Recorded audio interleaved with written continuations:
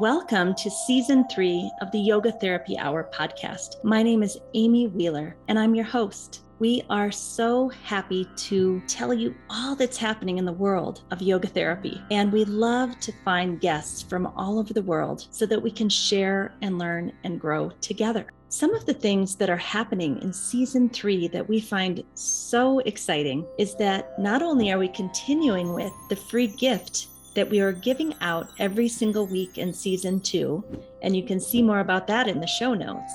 But now we are adding a YouTube channel, and you can see all of these podcasts on video. The YouTube channel is called Optimal State with Amy Wheeler. Some people like to watch video. Maybe you want to use it for one of your trainings. These videos on YouTube will be there for you to use for free.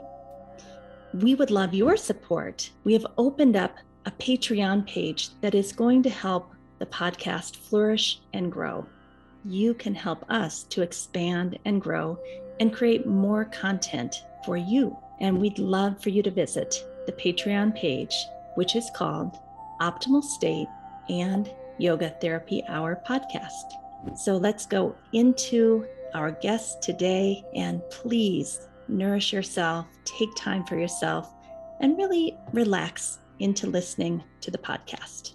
Welcome. Today's guest is a very special guest. I've been wanting to invite Shu-Ya Wang for many months now. Shu-Ya goes by the name Jelly Wang, and she is from Taiwan, and she and her partner, Janus Tsai, are bringing yoga therapy to Taiwan.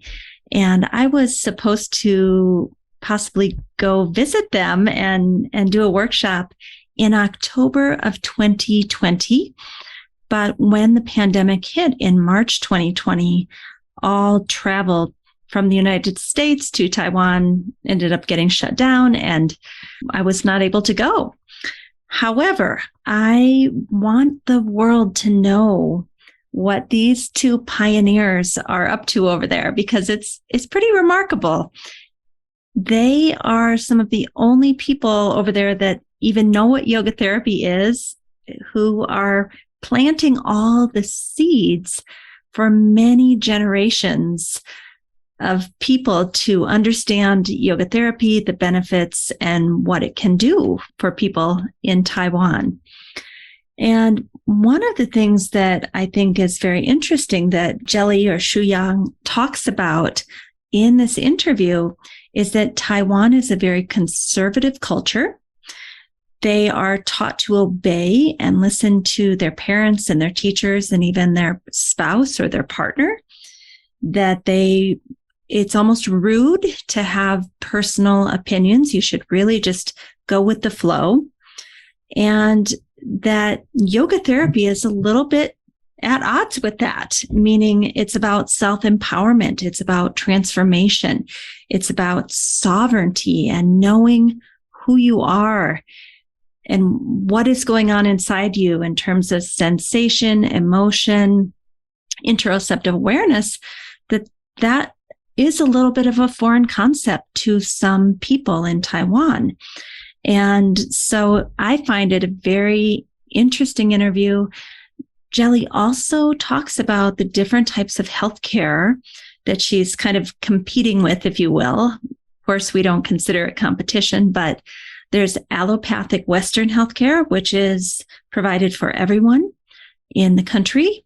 There's Chinese medicine, which is also provided by the government for everyone. And then there's kind of a folk medicine that's passed down from grandparent to parent to grandchild over many, many generations that many people use as a form of medicine too. So to bring yoga therapy into a culture that already has so much free healthcare, and that things like talk therapy are not yet really accepted by the general public, yoga therapy is a very interesting niche that if people really are not wanting to go to something like talk therapy or counseling because they feel it's shameful and it makes people think that you have some difficulties mentally and emotionally, maybe yoga therapy could be the way in for people to discover what's going on mentally and emotionally inside of their bodies, but through the body instead of just talk therapy. So there's some real opportunity there. And, listening to Shu-Ya, it became apparent to me that she's dealing with a lot of the same challenges that we have here in the United States, that I hear my European colleagues talking about, my South American colleagues, the Canadian colleagues. A lot of us have a very similar problem that we are trying to educate what yoga therapy can do for people, and all at the same time create a business so we can support ourselves. I mean, it's very similar. I think those listeners that are from India are very lucky because it's already established in Indian culture. You don't have to do that primary step of educating about what is yoga therapy, what can it do for you, what are the benefits. I think probably in India, that's already understood. So the rest of us have to catch up to that and do quite a bit of education to help people understand what it is that we do as a yoga therapist. So I hope you enjoy this wonderful interview with Shu-Ya, also called Jelly, and just want to give a shout out to her wonderful business partner, Janus, who's a little bit more shy, but we want him to know that we're thinking of him also on this podcast.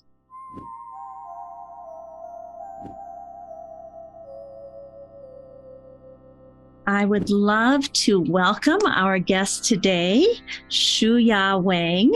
Welcome. How are you? I'm good. I'm in the morning. Hi, everyone. And thank you, Amy, for inviting me. I'm so honored and excited to be here.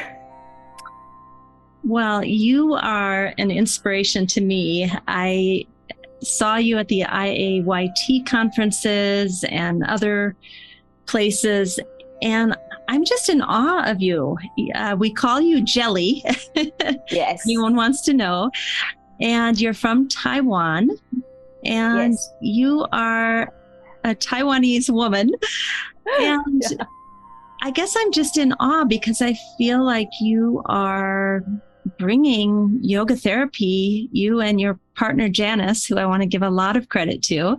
Janus, I think, doesn't speak English quite as well as you. Would that be correct to say? He's still working on English? I'm supposed to say he's shy to speak, to express himself.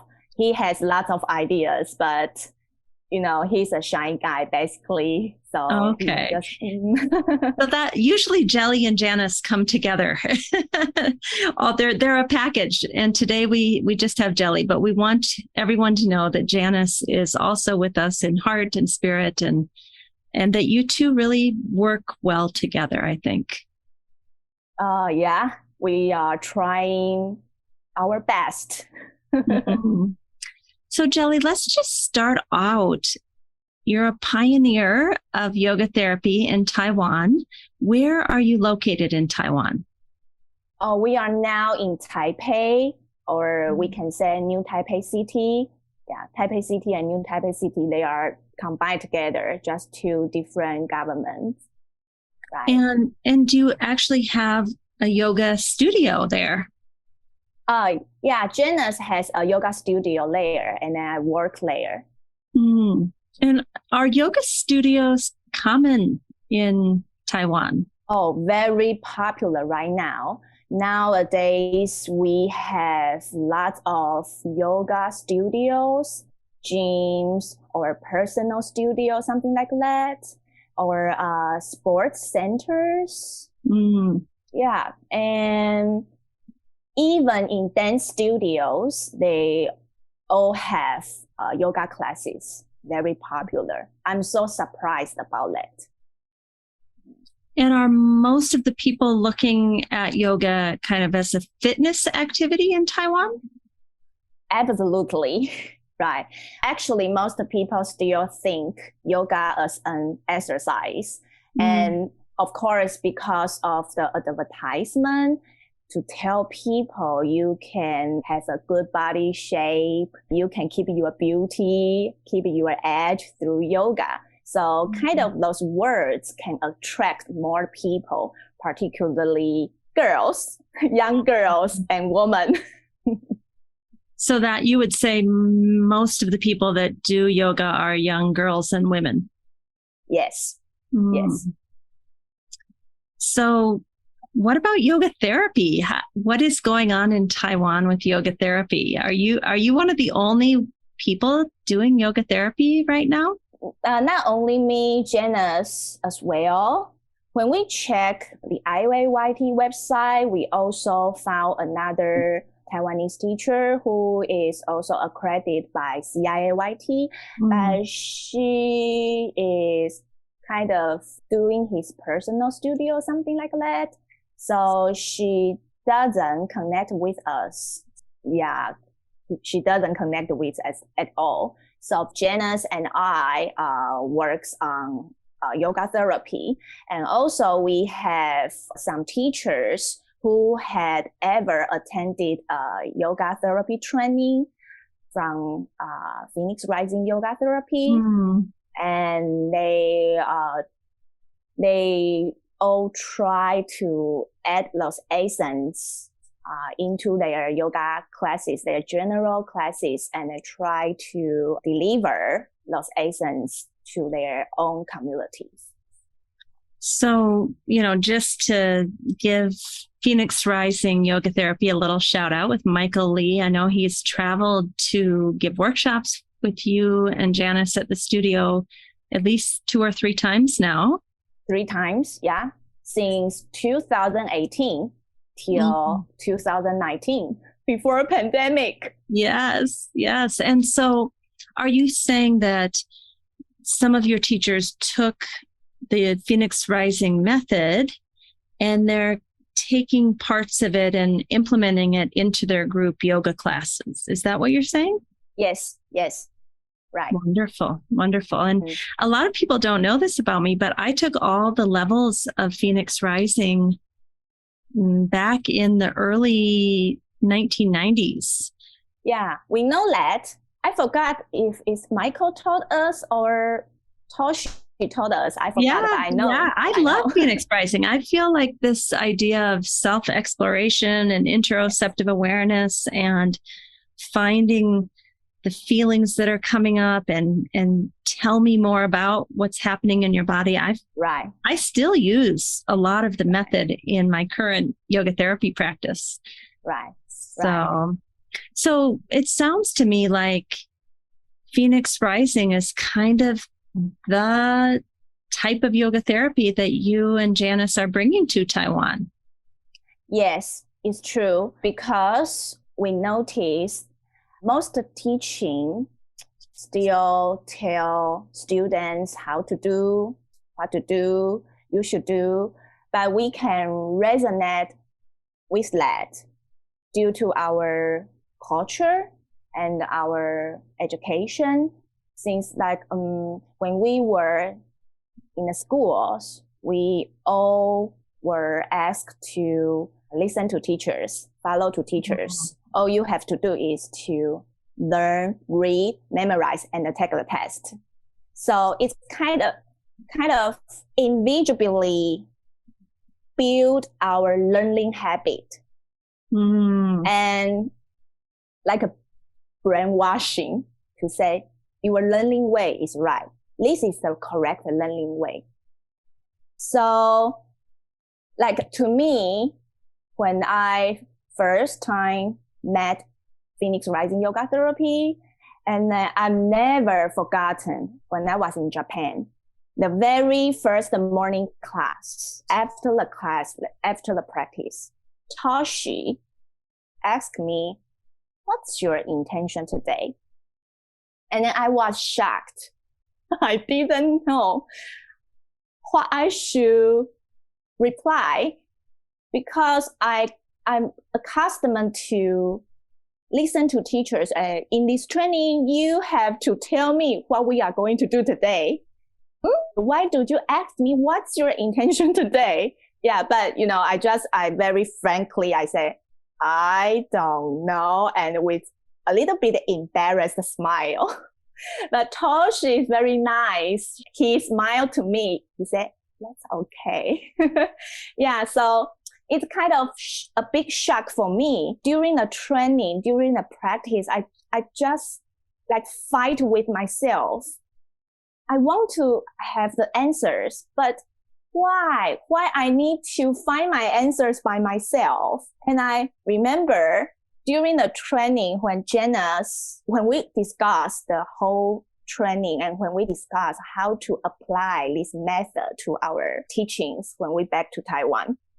And then I remember Janus said, I think it's a little hard because there's no answer. And I said, yeah, what can we do? And I remember we also asked Michael the same question, and he just smiled and I said, oh, you can try. You just try everything you want to try. And then we just, is that an answer? Okay. Maybe we are too focused on finding answers. So I remember when we finish level 1, level 2 training and back to Taiwan and start to general teaching, I started to try put those like empowerment elements in the groups. And it's kind of a big challenge. And yeah, I could see students' facial expressions. They do, question mark on the face. Yeah. I'm imagining their little heads exploding, like the emojis that have the head. Like, what is she talking about? Self-empowerment. Right. And the other challenge is we have to translate the English words to Chinese words. And so we like what's happening now, this sentence, we try different ways to express in Chinese, in Mandarin. Mm-hmm. Because if directly translate, it sounds like a little weird. Yeah. So we kind of play lots of language. But during this process of playing, we really find our own ways. So now it's working more and more smoothly. I couldn't say everyone can accept right away, but I could say more and more people can accept the way we teach.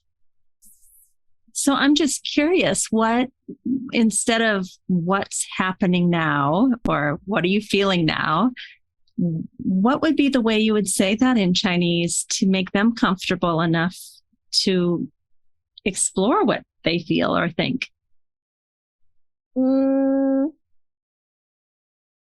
Like we also try to use, what are you noticing now? Or what are you aware of? But aware of sometimes in Chinese, students cannot get it. So normally we use notice. How about sensation? Can you feel sensation? Depends. It's not talking about sensations. It's like half. Half students can feel their sensations. They can talk about lots of sensations.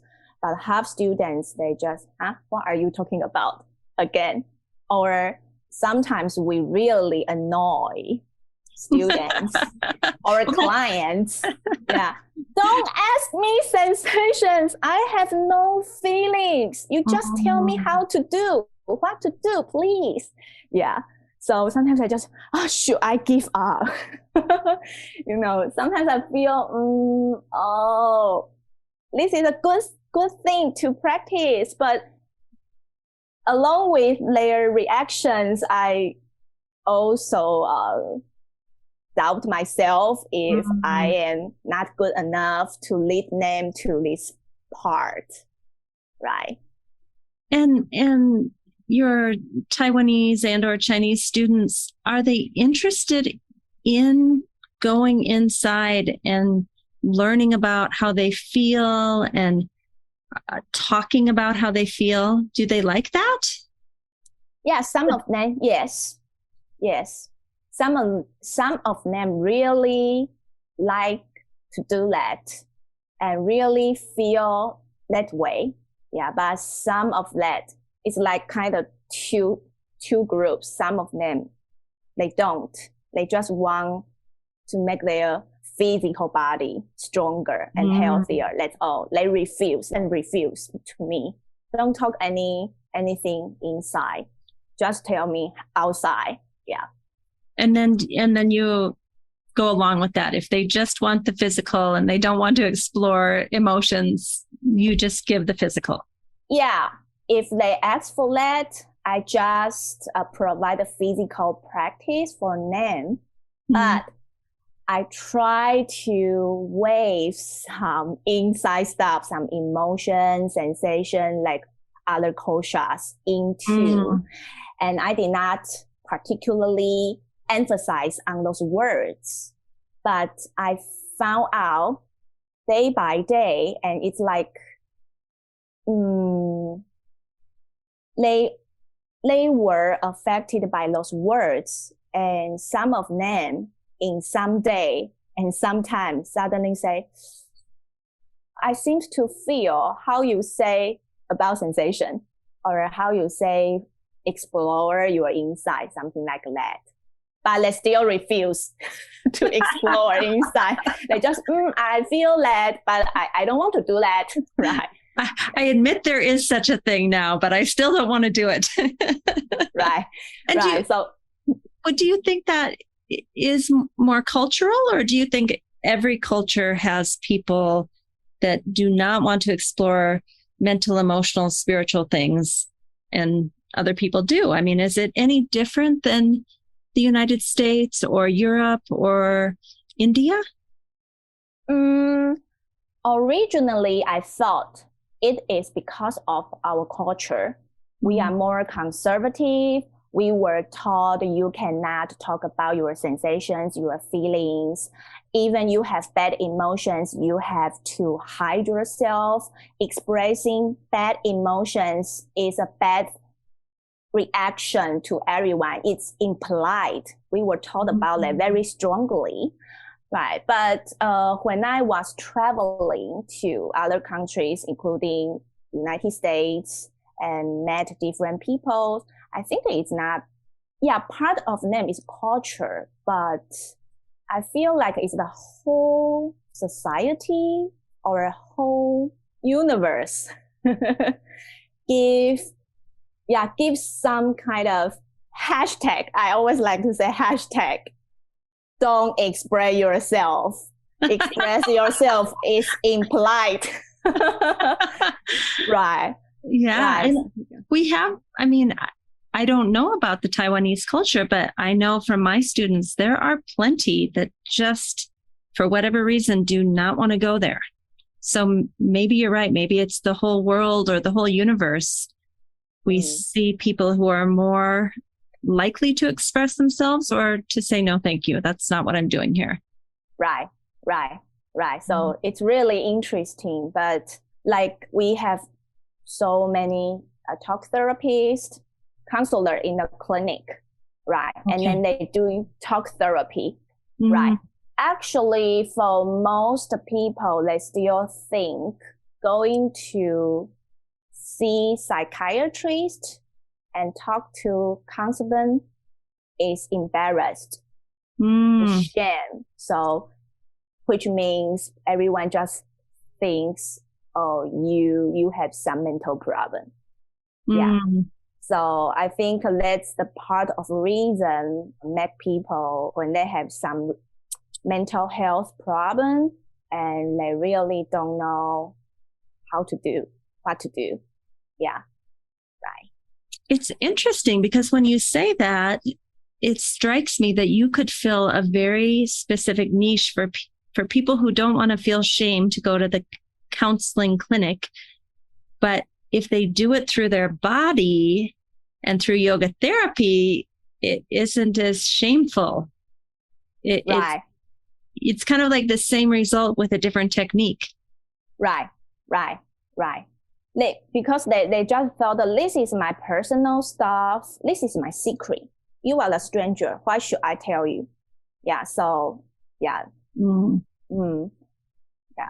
And do you feel, I mean, you and Janus are pioneers in Taiwan. Do you feel like there's a lot of potential for yoga therapy to grow?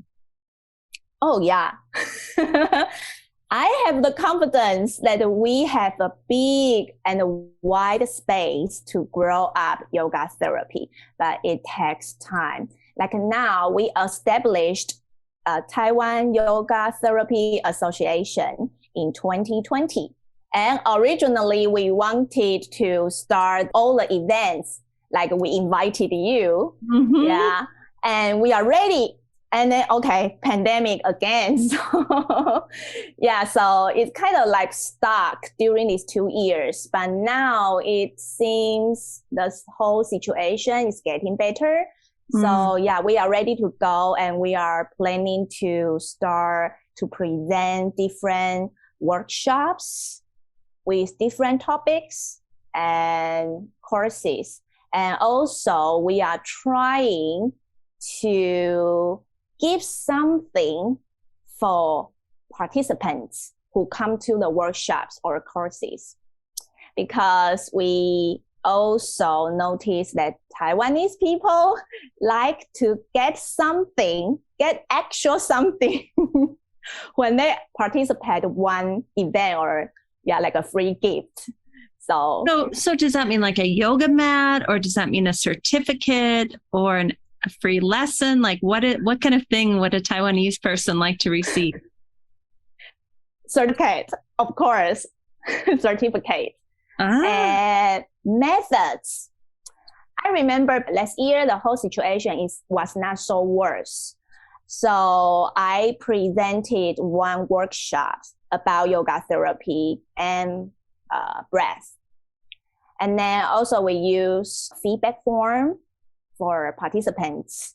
And when we got those forms, all of them mentioned about, it's a good workshop. I learned a lot about yoga therapy. I have the idea in my mind, but all we need to know is the methods.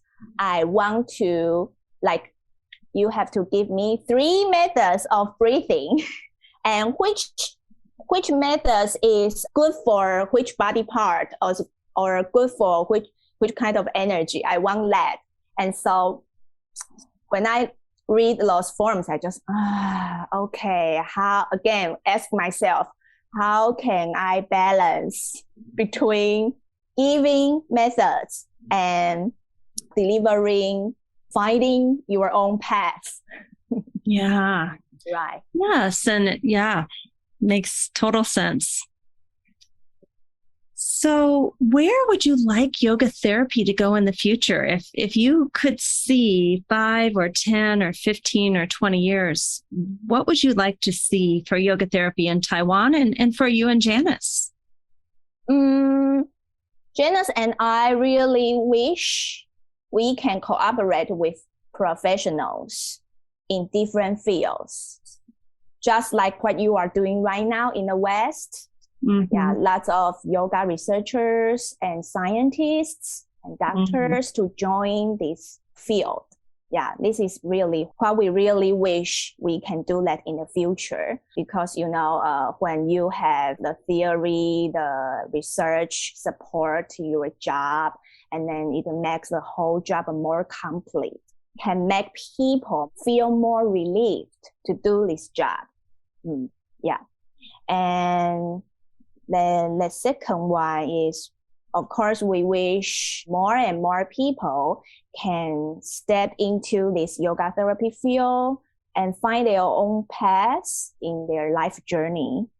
And of course, if it's possible, I don't know if it's Janus' wish, but it's my wish when I was in Japan attending international yoga therapy. I think that was the first time we met.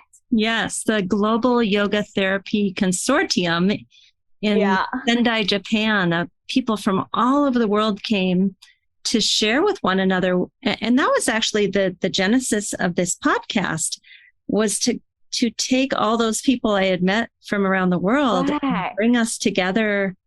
Even, the pandemic has stopped us from getting together, but to still keep in touch and spread yoga therapy all over the world. Right. I really appreciate you did this job. Yeah, I really appreciate that. Thank you. Right. I'm kind of enjoying listening that. Different people. But you were saying when you were in Japan, you kind of had an idea of what you would like to see in the future. Yeah. When I was in Japan, I right away immediately sent a text to Janus and I took photos. I said, see, mountain people see here. And so many members in the Japan Yoga Therapy Association, if I'm right. And to be the volunteers to support the whole conference.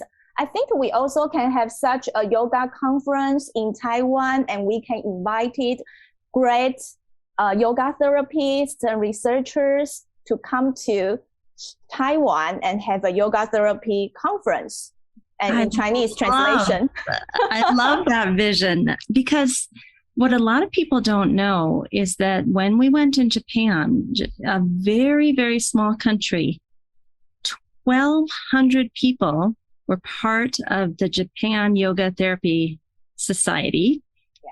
1,200, like that is a huge number for such a tiny country. And like you said, they had several hundred people volunteering to take the presenters around and to work at the booth and to get everybody fed. And I mean, I was so impressed. Right. True. And how does such a small country get so many yoga therapy people? Like, I still don't understand it. Me either. Right. But you could do that. I mean, you're such a young woman. When I look at Keishin from Japan, he's been doing this, I think 70 years or something like that. Right. So if we took you, Jelly, I'm not sure how old you are, but if we took you 40 or 50 years from now, it's possible, hopefully sooner. Yeah, hopefully sooner. I'm 40 right now, by the way. I'm not young. So young. That's a good thing. Yeah, right. And I hope we really can do that. But we still need more and more people to experience the yoga therapy and then to join us. Yeah. Are the yoga teachers interested in making that jump to yoga therapy? Yes, more and more yoga teachers, when they attended our workshops, our courses, or group classes, or read our articles, Janus and I keep posting related articles on Facebook, and more of them are interested in yoga therapy. Right. Wow. So what is it like being someone on the cutting edge like this? I mean, I think a lot of people in the United States and in the West, we feel like we're on the cutting edge, but we are not anything compared to what you're doing. You and Janus and this one other person in Taiwan are starting something. What does it feel like? And what is it like to be that person that's just going to go for it? Okay, that's a question I really want to share with you. To me, it's very complex. I have lots of feeling in that because there are a bunch of challenges there. I feel so content to sharing this work to students and clients. But in the meantime, I sometimes feel helpless where I can get more resources to support me, to support our job. Mm-hmm. Yeah, that because we have some very strong and firm structure in our society. The very first one is we have a very good health care insurance here. I don't know if you have ever heard in Taiwan, like when you go to the clinic, you use your healthcare insurance, you only have to pay $5 to see a doctor and get the medicine, right? And if you want to get a serious inspections in a continental hospital, and with your insurance, healthcare insurance, you only have to pay around $15. And everyone can do that. Everyone can do that. Yeah. Wow. Yeah. So we have, if you come to Taiwan, you can see 10 steps, I can say, one clinic, and then, one hospital. We have so many hospitals and clinics here because it's really cheap to go to see a doctor. And I always like make a joke, like say, hospital is like a department store when they have a anniversary sale or like Halloween sale or Christmas sale every day. Right. So when people get sick or feel uncomfortable, they just go to take their healthcare insurance and then go to the hospital and get the diagnosis and then get the medicine and then feel better. And if you feel worse again, and then go back to again, because I only have to pay $5. It's nothing. And is it mostly allopathic medicine or is it Chinese medicine also? It's allopathic medicine. Yeah, because we also have Chinese medicine clinic. So yeah, we have Western medicine and Chinese medicine. So also Chinese medicine also included in healthcare insurance. Oh my. Yeah, again, you only have to pay $5 to $6 and go to see a Chinese medicine doctor and get the medicine. Yeah. So, when we all have the same experience when you feel uncomfortable and then you just get the medicine and then you can right away feel much better. So it's a little bit sad. For some of my clients, they really experience how worthy it is during a yoga therapy session. But they also honest to tell me it's really a good practice, but I have no time to practice, to feel myself, to calm down myself, to balance my nervous system. Right now, I need to solve my problem right now. So I think I better to go to see the doctor. It's the quickest way, fastest way. Yeah. So sometimes I feel a little bit sad about that. Right. And this is about the medicine, about the hospital. And the second one, we also have a very strong folk treatments, something like a knife healing, cupping therapy, or scraping. I don't know if you have ever heard that. Yes, Like I think a lot of people in the West are using cupping therapy. Yeah, but all happen in the hospital, right? You need to go to see the doctor. But it happens we call the Kung Fu clinic. Kung Fu clinics. So more like you said folk medicine. Yeah, we say folk treatments. Yeah. Is that more like from the more indigenous people and the time like 100 or 200 years ago, the medicine that people used in the past? I'm not sure, but most of them, they are learned from their grandfather, from their father, and they claim they have specific skills to adjust your body and without any reason, but they just know your body and adjust your body, right? And we also have those kind of certificates, but it's not from the official certificate like what doctors have, right? But again, when you ask the client to move their body to feel where the pain is, how does the pain feel like, and they rather going to the Kung Fu clinics to find someone. We say master, Kung Fu master. Yeah. So you have competition with the Kung Fu master. Right. And then I said, I just spend $20 and then I can feel my pain is getting better. I don't want to spend time to feel my pain and to explore where it is or something. Yeah. So again, some clients notice it's a good thing for their body, but they want to shortcut to get the good beneficial effect, right? Is there something that yoga therapy can do that nobody else is doing? You know what I'm saying? That there's an area that yoga therapy could kind of grasp that thing because the others are not doing it. Right. I think the yoga therapy can do integration. Like from my clients, they go to see doctors, go to see Chinese medicine doctors, go to Kung Fu clinics, and go to different places to try to solve their problems. And they also share with me their experiences.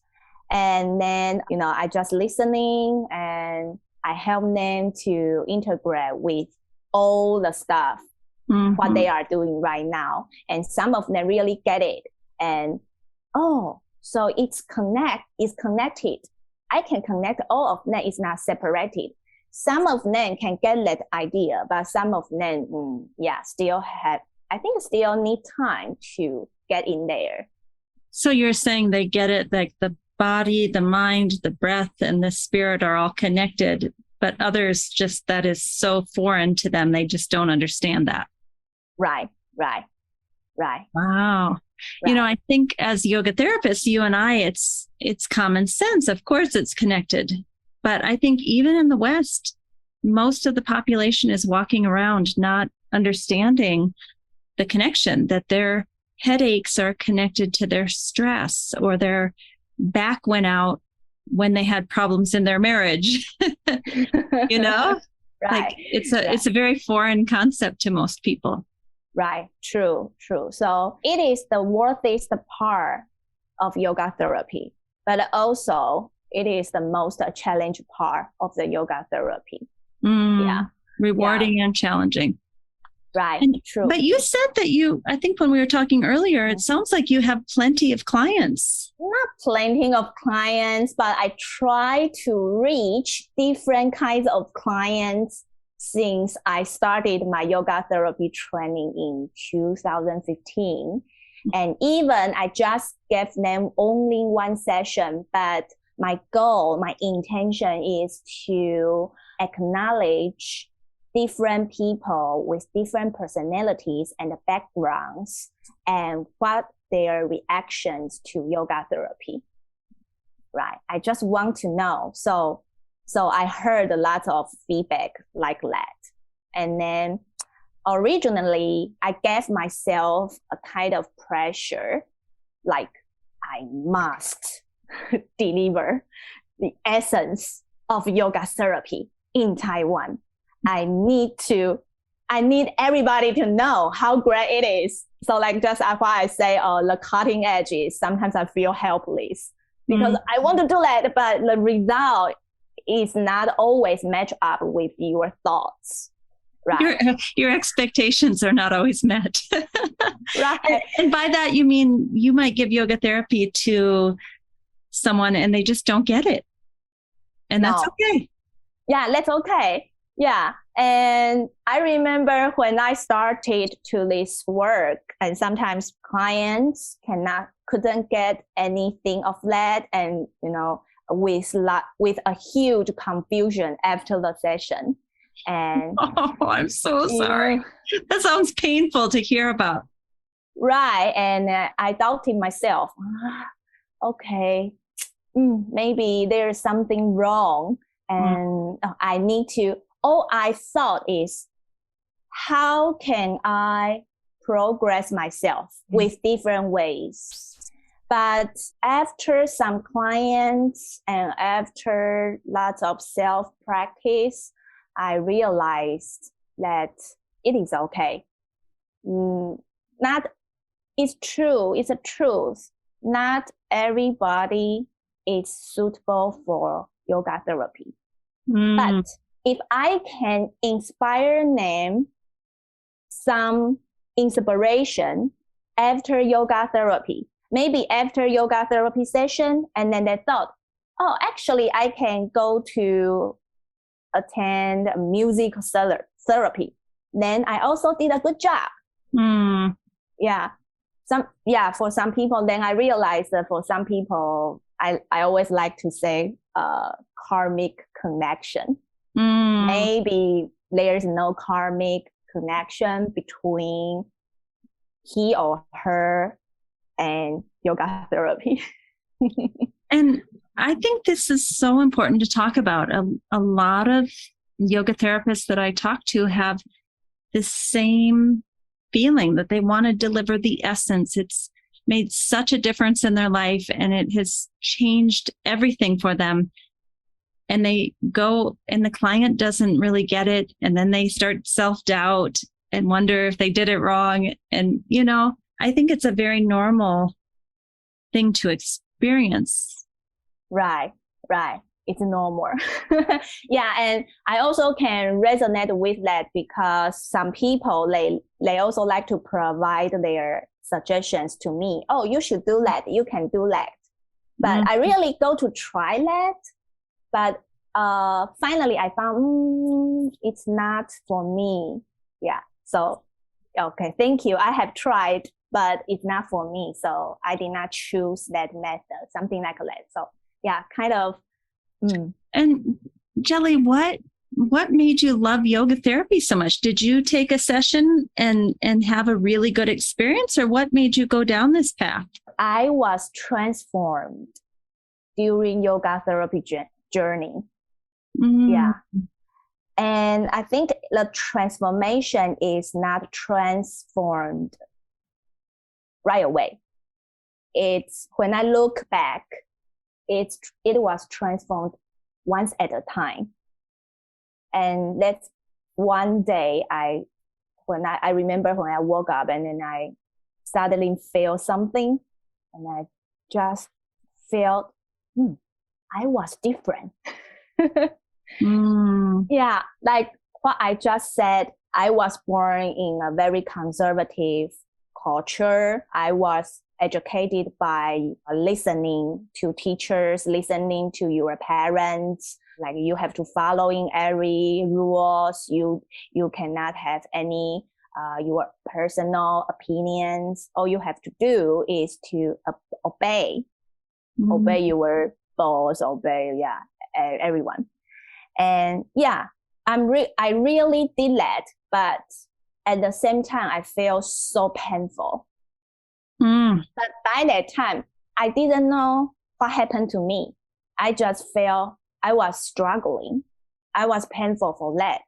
But I still can walk. I still can, have friends. I still can do everything. But I don't know what happened to me. But when I started to the yoga therapy training, and then I still didn't have no idea why it happened.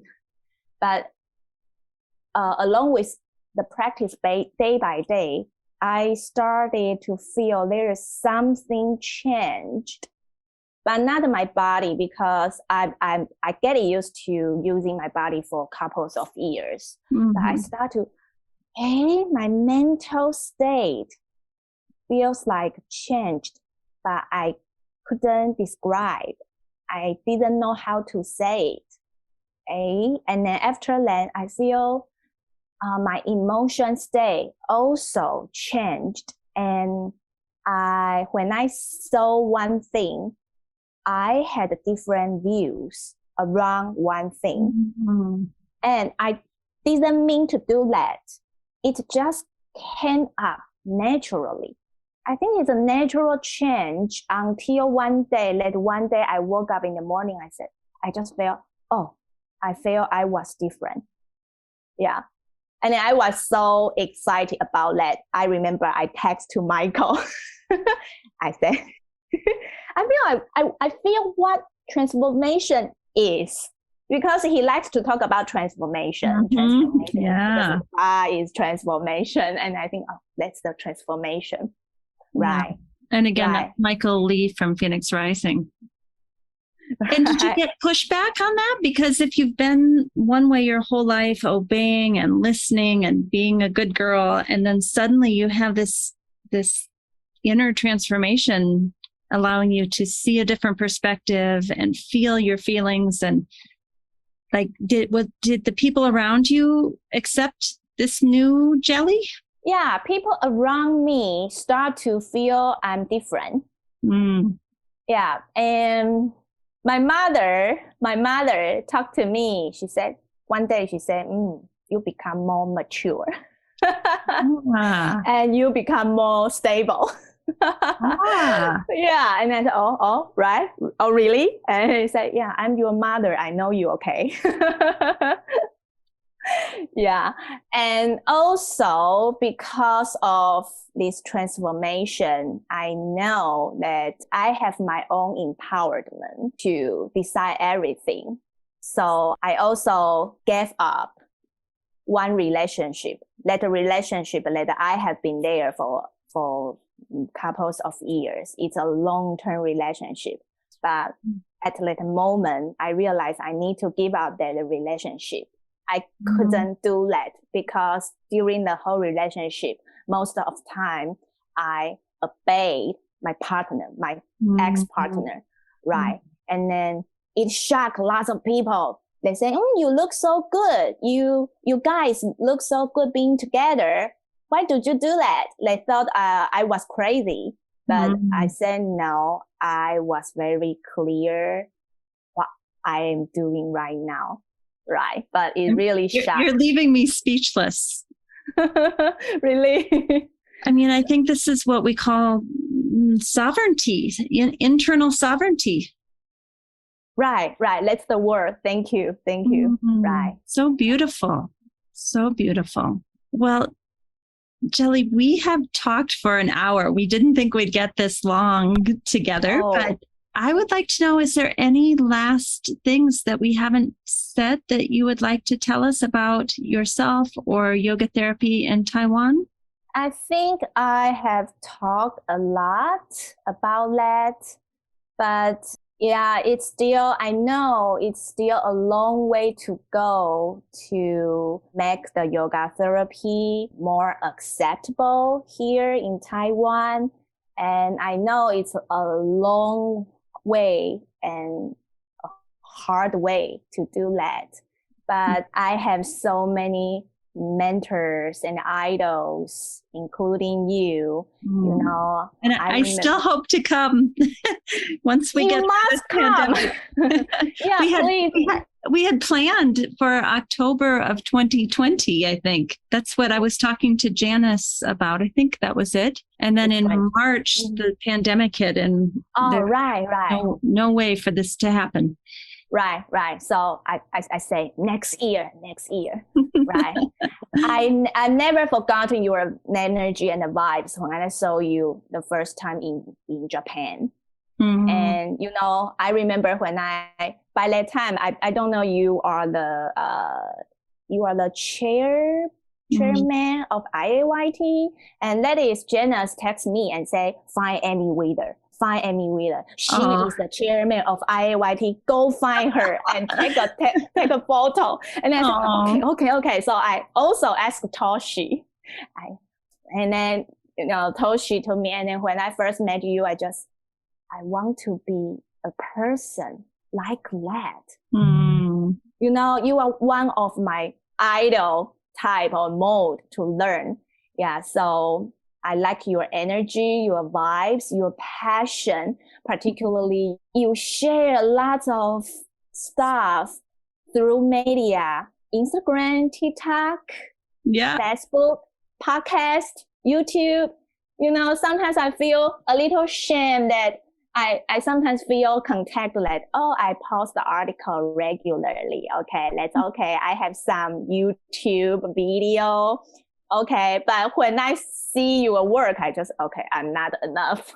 No. First of all, we need to give credit to our whole Optimal State team, and that it's taken us over 25 years to get here, right? So I think a lot of people see all that we're doing and they think that's Amy doing this and she just works 23 hours a day. No, that's not true. We have a big team. And I remember even at 15 years in, I was so depressed and so just like I wanted to give up because I thought this is going nowhere. I'm doing nothing. Why does it matter? Like I remember almost giving up at year 15. Wow. So really a long way. Yes. And I'm not going to lie, even now, sometimes I feel like, what am I doing? Are we even making a difference? You know, in the big picture of the universe throughout all of space and time, why does this matter? But what I've really come to, Jelly, is that it matters to me. I love doing it. And I do think we're touching people. So that's what we're going to keep doing. And I think you're in the same boat. Yes, absolutely. Yes. Passion. Mm-hmm. And is there anything else you would rather do? No, I think it's okay. I think, that's the whole situation right now in Taiwan. Yeah. And we need your support in the future a lot. Well, you have it. I really respect and honor both you and Janus. I will do what I can to support you and ask others to do the same. And everyone listening to this podcast, I would like them to start connecting with both of you. And we'll have your information at the bottom of the show notes, because we are a worldwide family. We're all doing this all over the globe. Well, thank you for coming.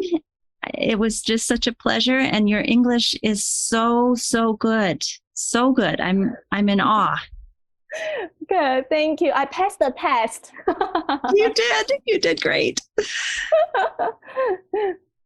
Thank you. Thank you so much, Shu-Ya, for helping us to understand what it's like to be a pioneer and bring a brand new healthcare modality into a culture and a country that has not experienced yoga therapy before. I think there's many people from countries that will listen to this interview and say, oh my goodness, that's exactly what we are experiencing in, say, Vietnam or, a number of other countries where yoga therapy is still a seedling. It's still starting to grow out of the earth. And I think many of the people who have the brave courage to do something like this, it's because they had personal transformation. They experienced yoga therapy and it did something inside of them. It shifted them, just like we heard with Jelly's story, that she came from a very conservative culture where she was supposed to listen and obey and rote memorize and repeat back. And it was impolite if she had personal opinions. And that through yoga therapy, she found her way to transformation from the inside out. She found herself having some self-empowerment, self-regulation. As she said, her mom said, you're more mature and more stable. And that she made some big changes in her life. And because of that, now she, like many of us, wants to share yoga therapy. So I think one of the things that comes to me as I listen to this, of course, many of us had the exact same experience, that we were transformed by yoga therapy and now we want to share it, but it's kind of an uphill climb. And so first of all, I hope we can all support Jelly and Janus mentally, emotionally, spiritually with our prayers to help them push forward in Taiwan. But secondly, I want to say that there's something I want to do for the two of you. If they will accept this, I don't know if they will. After Jelly and Janus hear this, maybe we can get together and talk. It's a little surprise I have for them. But the Optimal State has just come out with the Optimal State mobile app, which allows people to track their mental, emotional, and physical health according to the gunas, according to yoga philosophy, Sankhya philosophy, and Ayurveda. What I would like to offer is that we will create this in the language of Taiwanese, and therefore anyone in the whole country will be able to use the mobile app to track themselves and get ideas for meditations, for breathing techniques, lifestyle changes, all of it. You'll be able to do that with the app in the Taiwanese language soon, like within a few weeks, once we get together and just talk a little bit. So that is my gift to Janus and Jelly to help push forward the efforts in Taiwan. And I also want to say, if there's other listeners from other countries that would like us to do the same for you and the language that you speak in, we are more than open to creating it in your language. You just have to contact us and we will see if it's possible. So it takes a little bit of work on our end, but it is doable, and we want to make it available in as many languages as possible.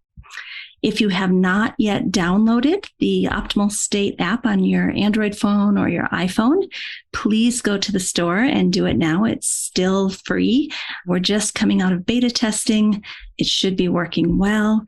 And we just want to get more of you using it as well as your clients. And it's called the Optimal State app. All right. Have a great day. Please don't forget to sign up for our newsletter mailing list, where we give you a free gift every single week. It's usually something that the guest has been talking about, like a book chapter or an article or an infographic. Check out the show notes for that. Thank you for listening today. Don't forget, we have a new YouTube channel called Optimal State with Amy Wheeler. We also have a new Patreon page where you can support us to bring you the most excellent content, and that is Optimal State and the Yoga Therapy Hour Patreon page. Also, you could write us a review on most major platforms that host podcasts. Give us 5 stars if you appreciate the show and tell us what you love so that we can do more of that. Finally, we support several nonprofit organizations through this podcast. See the show notes to understand how you can help. If you'd like to be a guest or a sponsor for this program, contact us at the email welcome@theoptimalstate.com. welcome@theoptimalstate.com. And finally, a special thank you to our team here at Optimal State. We are truly a global family. George Mantuan, one of our executive producers. Adam Satchel, senior media producer and sound engineer from the Philippines. Krishna Panchal, a producer from Canada. Modupe Abdullahi, who does the show notes and is an editor for us from Nigeria. And Peter Morley, who wrote and produced the music for this show, who lives in Australia. Find more about Peter's work at www.zenmusic.biz. Thank you for listening. We'll see you next time.